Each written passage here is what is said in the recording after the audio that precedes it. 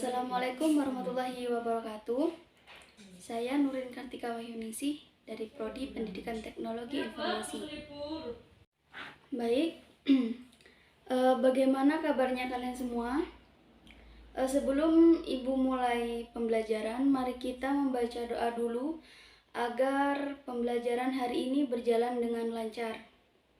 Kepada ketua kelas untuk memimpin doanya.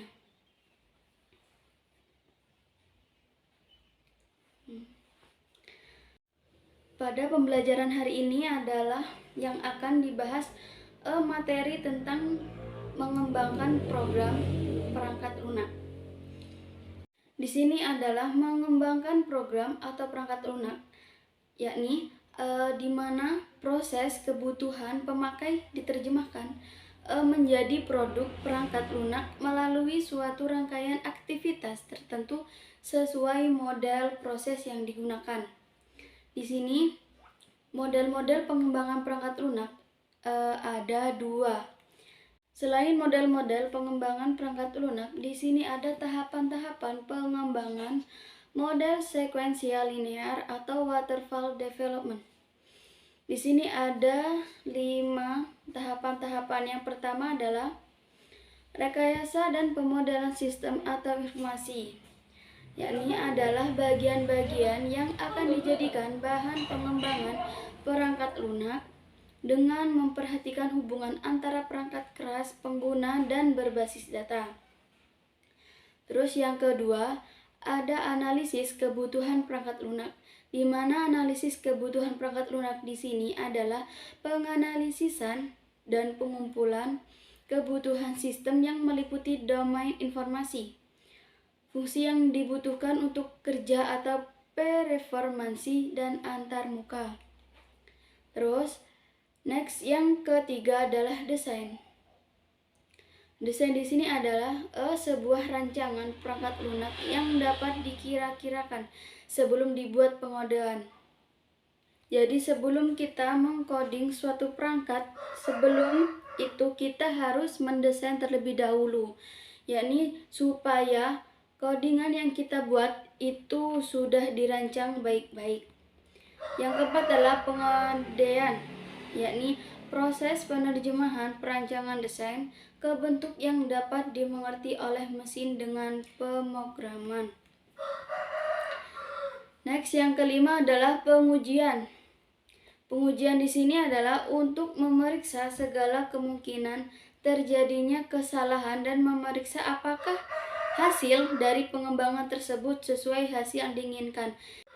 Jadi untuk hasil dari codingan yang kita buat itu diuji apakah ini sudah benar atau apa ada yang belum cocok atau tidak sesuai dengan hasil yang diinginkan.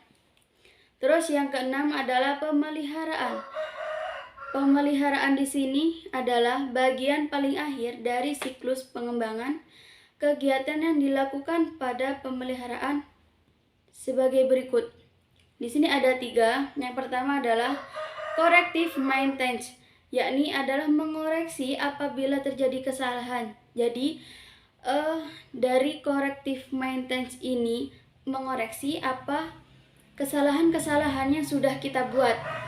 Terus yang kedua ada adaptasi maintenance, yakni perubahan atau penyesuaian sesuai lingkungan yang baru. Terus yang ketiga adalah perfective maintenance. Perfective maintenance tersendiri adalah pemeliharaan untuk menambah kemampuannya seperti memberikan fungsi-fungsi tambahan dan peningkatan kinerja. Melakukan perbaikan untuk meningkatkan kualitas tanpa mengubah fungsi sistem informasi seperti semula.